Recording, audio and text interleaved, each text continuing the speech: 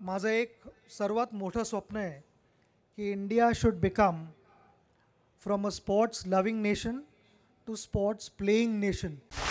Subscribe to Nation Next YouTube channel and press the bell icon to get regular updates from Nation Next. Nagpur is non for तुमचे oranges एकदम खास असतात. पण आज ज्या प्रकारे तुम्ही मला इकडे रिसेप्शन दिलं म्हणून मी अगदी प्राऊडली म्हणू शकतो की नागपूरची माणसं पण तेवढीच खास आहेत.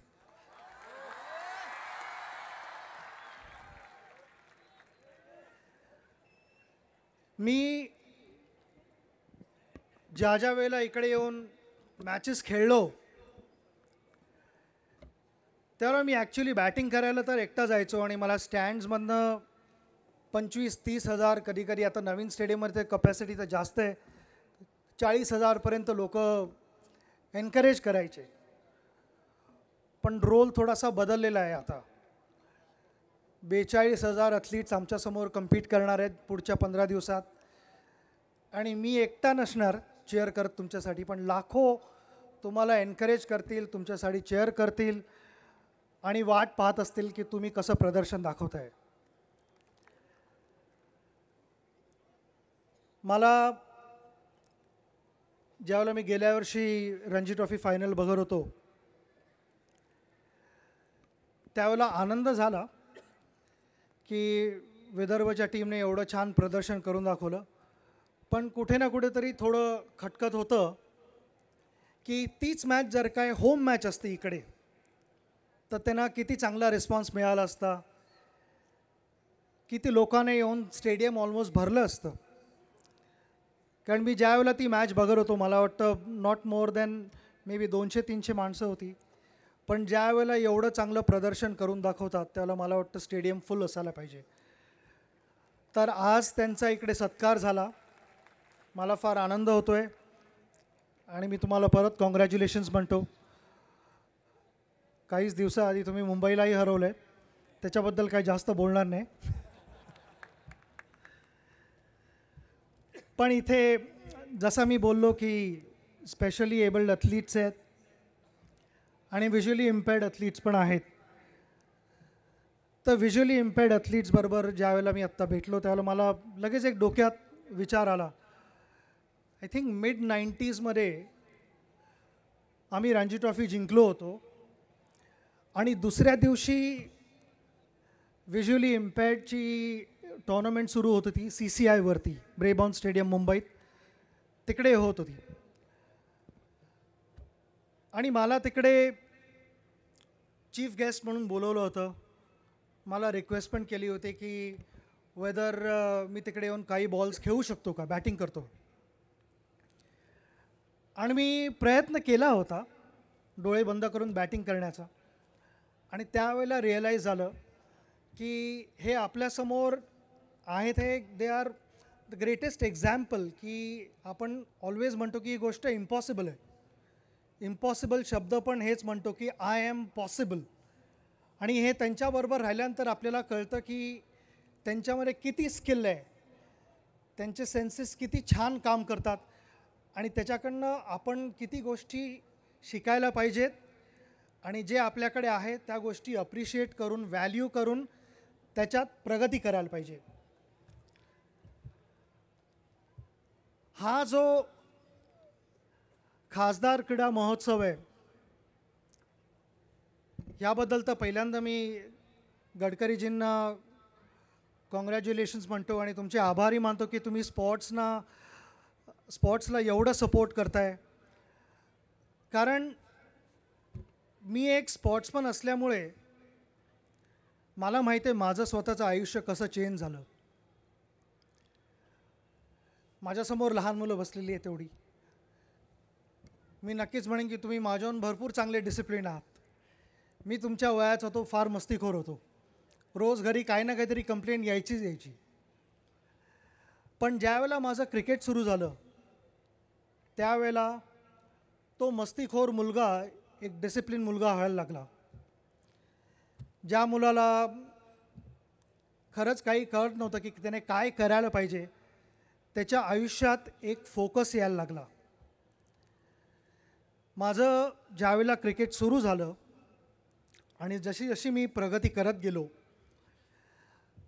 मला अनेक धडे शिकायला मिळाले ग्राउंडवरती. आणि कुठच्याही ॲथलीटच्या लाईफमध्ये लाईव्ह ॲक्शन होत असते. तिकडे रिटेक्स नसतात, तिकडे कोण एडिट नाही करू शकत. तर मला हे जाणवलं की तुमचं प्लॅनिंग, तुमची प्रेपरेशन जी काय असते ती, आणि कुठच्याही इव्हेंटच्या आधी तुम्ही जे काही प्रिपेअर केलेलं असतं ते शेवटी जाऊन तुम्हाला एक्झिक्यूट करता यायला पाहिजे. कारण आम्ही म्हणतो की आमच्याकडे असे बरेचसे क्रिकेटर्स मिळाले आम्हाला, ज्यांना आम्ही म्हणायचो की तुम्ही नेटमधले टायगर आहात, नेटच्या बाहेर आल्यावर काही करत नाही. किंवा असे बॉलर्स पण होते जे नेटमध्ये येऊन एकदम जोरात टाकायचे, पण मॅचमध्ये त्यांचा बॉल पडायचा नाही. तर त्यासाठी ह्या गोष्टी काही आपोआप होत नाहीत. मी जसा खेळायला लागलो त्याला मला कळलं की ह्या गोष्टी इम्पॉर्टंट आहेत, पण सक्सेस इज नेवर गॅरंटीड. त्यासाठी तुम्हाला एक मेंटल प्रेपरेशन करायला लागतं. पण ज्या वेळेला तुम्ही तुमच्या मनासारखा रिझल्ट लागत नाही, that should not become a reason की तुम्ही शॉर्टकट घ्यायला तयार होता. माझ्यासमोर इकडे यंग ॲथलीट्स बसलेत. मी त्यांना हे सांगू इच्छितो की तुमच्या प्रेपरेशनवरती चांगला फोकस करा. कारण तुमच्या आयुष्यात उतार आणि चढाव येणारच आहेत. आणि काही इंजुरीज होतील, बऱ्याचशा गोष्टी, तुमच्या मनासारख्या गोष्टी नाही होणार. कधी कधी आपण इनफॅक्ट आत्ता शपथ घेतली आणि त्याच्यातला एक पॉईंट होता की जे अंपायर किंवा रेफरी जे डिसिजन्स देतात ते डिसिजन्स एक्सेप्ट करायला लागतात. कधी कधी तुमच्या फेवरमध्ये ते डिसिजन्स जातील, कधी कधी तुमच्या अगेन्स्ट जातील. पण ज्या वेळेला तुमच्या अगेन्स्ट जातात ते तेवढ्याच स्पॉटिंगली एक्सेप्ट करून पुढच्या वेळेला कसं तुम्हाला फेअरेस्ट पॉसिबल वेमध्ये कम्पीट करता येईल तशी मनाची तयारी ठेवा.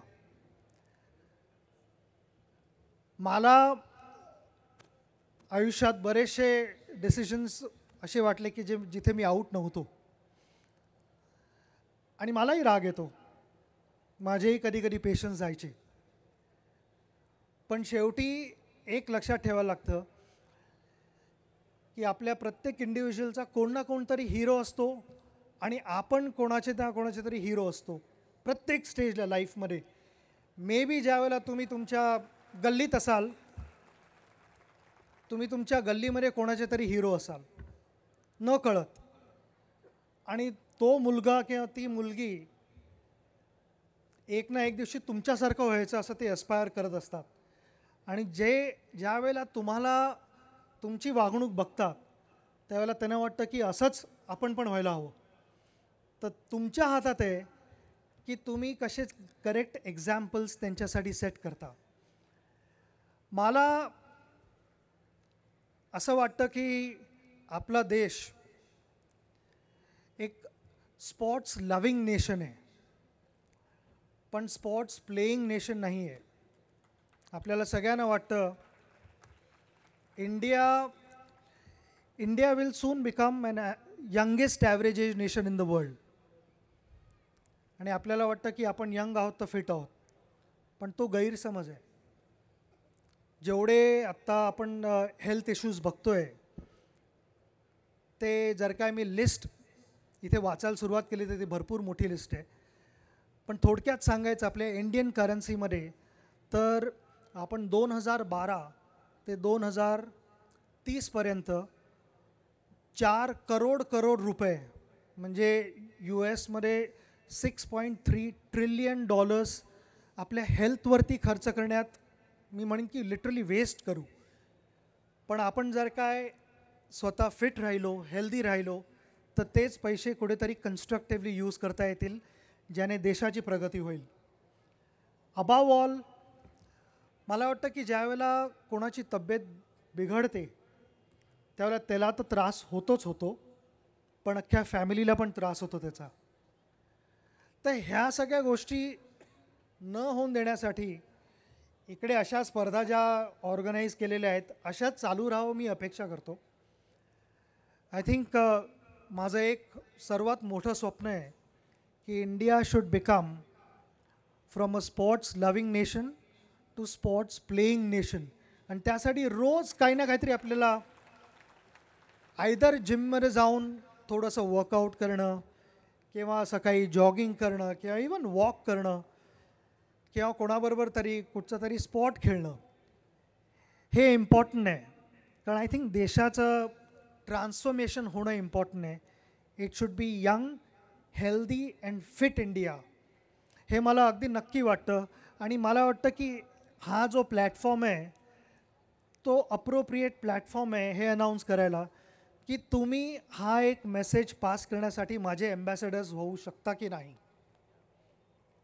मला ऐकायला नाही आलं तुम्ही काय बोललात ते. I think it's still not loud enough. That is much much better. मी अशीच अपेक्षा करतो की तुम्ही वेदर तुमच्या घरी आई बाबा किंवा आजी आजोबा कोण असतील, भाऊ बहीण तर नक्कीच खेळतीलच, तुमच्या मित्रांनाही सगळ्यांना एनकरेज करा आणि एक हेल्दी लाईफस्टाईल जगायचा प्रयत्न करूया आपण. आणि जिथे आजार पण नसेल तिकडे आपण ऑलवेज स्माईल करत असू. नागपूरला इकडे येऊन फार आनंद झाला. लास्ट टाईम मी येऊ शकलो नाही कारण वेदरबरोबर कोणीच नेचरबरोबर कोणीच फाईट नाही करू शकत. पण आपण प्रयत्न करत राहिलो तर सगळ्या गोष्टी कधी ना कधीतरी तुमच्या मनासारख्या होतात. आज मी आपल्यासमोर इथे येऊ शकलो, 2 शब्द बोलू शकलो, ह्याबद्दल मला फार आनंद आहे. मला गडकरीजींनी पण इथे बोलवलं आणि एवढा मान दिला त्याबद्दल तुमचा मी आभारी आहे. मी इथे एवढंच म्हणू इच्छितो नागपूरवासियांना की खेलते रहो और खिलते रहो. All the very best for the tournament. Compete in the fairest possible manner. Thank you very much. Namaskar. Subscribe to Nation Next YouTube channel and press the bell icon to get regular updates from Nation Next. Also like Nation Next Facebook page and follow us on Instagram and Twitter.